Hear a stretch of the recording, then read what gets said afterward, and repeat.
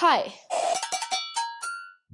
this video is going to be if you're a high school student. The most comprehensive step-by-step guide to set up your own initiative is here. Before you question how I am qualified to give you advice, here's the stuff that my initiative has done.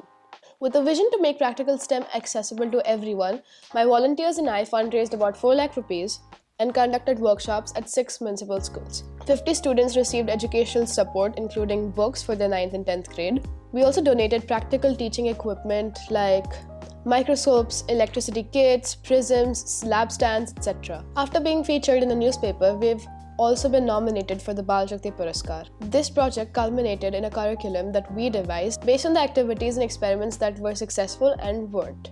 I also co-authored a research paper trying to gauge the impact we've had, and that is for another video, so let's just dive into how I did all of this. Here are the summarized steps that I think are necessary.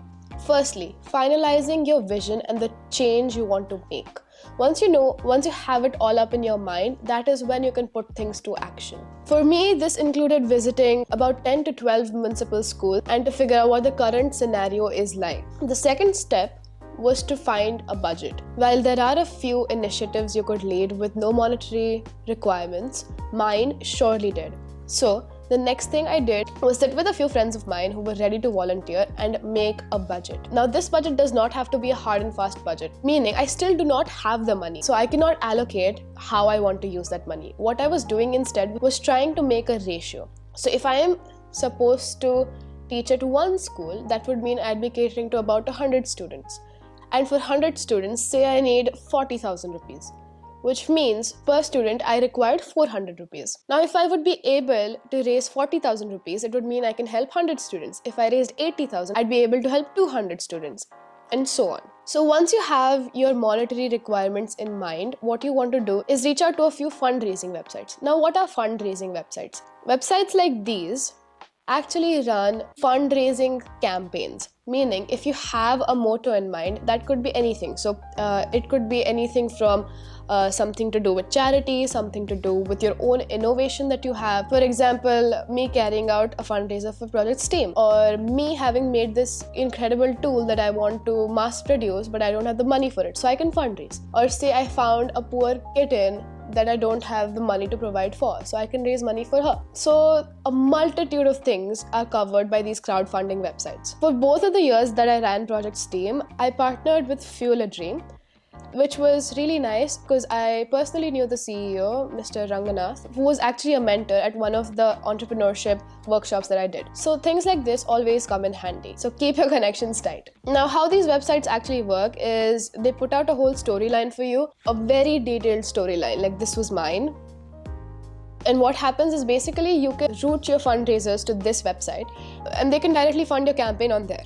So things like UPI, net banking, stuff like that becomes really handy, and you want to have something like this readily available. A few of my friends actually helped me out to fundraise, meaning we had our separate campaigns like so, and then we were able to raise a specific amount each, and then we combined all of that into one account. Again, I think fundraising is a very vast topic and you can talk a lot about it, but I want to keep this short. If you have any specific questions, if you let me know, I can reach out to you directly, or if there's enough, I can make a video about it. I also set up stalls at my school during like PTMs and stuff, so people could come in, and if they want to hand me cash, I could directly transfer it to my campaign. Now, once the money is in your hand, you know how much there is, right?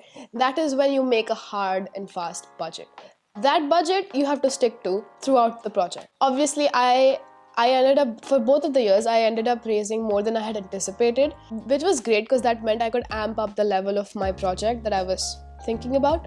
That gets me to your back-end work. Now, this includes getting volunteers. When it comes to charity projects, you don't have to pay any of your volunteers because they're volunteers.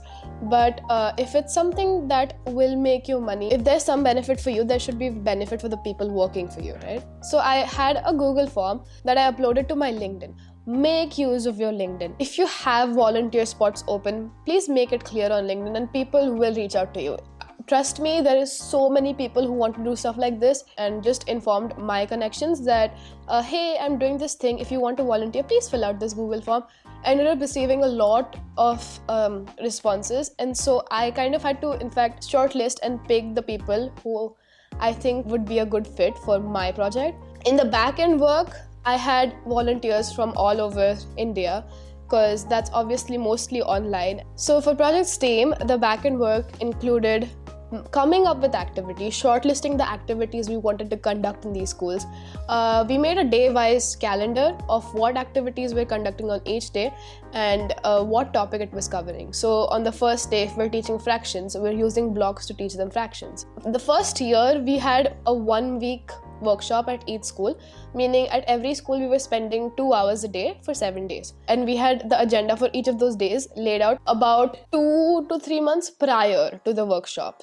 We made worksheets, we made presentations, stuff that we were going to use in these workshops way beforehand. One thing I had to keep in mind was that my volunteers were able to fluently communicate in Marathi, because that is the language that most municipal schools in my city primarily use. So you want to make sure you're thinking about it in the very nitty-gritty bits of it. The next aspect is actually conducting whatever you want to do. So for me, Project STEAM was 1 month or 2 months out of the year. But I understand if some of y'all have ideas that would span over longer periods of time or continuously span over the entire year, I'd suggest you better run whatever you're thinking of. And once you think you're good to go ahead. You are going to run into technical difficulties, logistical difficulties even, and that's how we learn. Now, one major aspect about this, if you're a high school student and are planning to apply to college and stuff, and you're doing it from that perspective, is retrospection. Doing these things, I think, are in fact pretty easy if you're actually passionate about it, like I am about teaching. You will be tired, but you will never be tired of it. So when you're done, you don't want to stop there. Try to have a retrospection about the stuff you've done. For me, that was engaging with these students again to figure out the kind of impact that I had.